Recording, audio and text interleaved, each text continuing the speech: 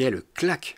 Après son premier long métrage très réussi, Le Grand Bain, Gilles Lellouche revient avec L'amour ouf.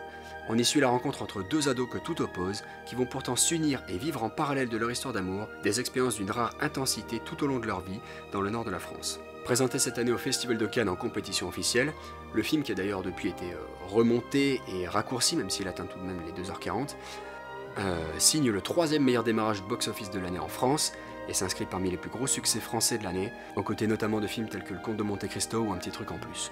Et à nouveau, c'est une réussite sensationnelle. C'est un véritable carton, porté par un casting XXL, qui se distingue par sa beauté, sa photographie sublime, sa musique entraînante, ses dialogues poignants et l'émotion vive qu'ils transmettent aux spectateurs. Les personnages sont extrêmement attachants, ce qui est une véritable prouesse vu leur profil, qui sont souvent des antagonistes violents et brutaux.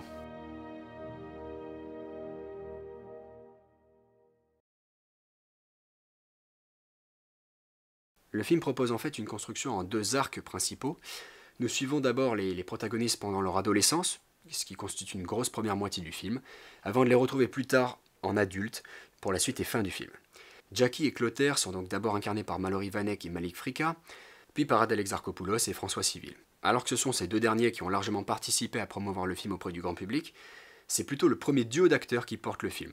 Tout donné en 2006, ils sont impressionnants de maturité et font oublier leur jeunesse. Ce sont véritablement eux deux qui interprètent le mieux cet amour inconditionnel, tantôt impossible, tantôt aussi fusionnel, qui émeut le public parfois jusqu'aux larmes. On a déjà hâte de les retrouver prochainement et qui sait, peut-être au César.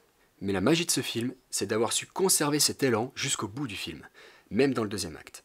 Vous lirez ailleurs qu'il y a 2 films dans le film, y compris au sein de notre propre rédaction, ou bien que le rythme s'essouffle à mesure que l'intrigue avance. De mon point de vue, il n'en est rien. Gilles Lellouche réalise un coup de maître avec une réalisation pointue qui fait parfaitement le lien entre 2 personnages que tout attire et oppose à la fois, à 2 époques différentes de la vie. Ce qui permet de faire le lien entre ces 2 arcs, ces 2 temps dans le film, c'est la notion de choix qui est véritablement le fil conducteur. En effet, L'amour ouf n'est pas qu'un film d'amour, il va bien au-delà, il traite de la construction des individus au travers de leur vie, de leurs expériences, de la façon de se forger une identité.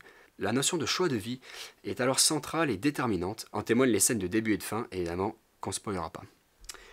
Mais ce qui caractérise aussi L'amour ouf, c'est bien la violence qu'il présente. En effet, les personnages en sont tous à leur manière gangrénés. Benoît Poelvoorde incarne un baron de la pègre représentant la violence physique, avec les coups de poing, le sang, etc. Karim Leclou, un père très dur et parfois sinistre, représentant la violence familiale et infantile.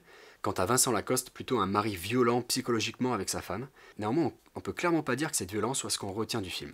Elle a beau être partout, elle est toujours secondaire et sert plutôt de support au développement des autres sentiments explorés, l'amour évidemment, mais aussi le doute ou l'allégresse. Et c'est en tout cas un immense plaisir de voir que le cinéma français est capable de produire et réaliser de tels films.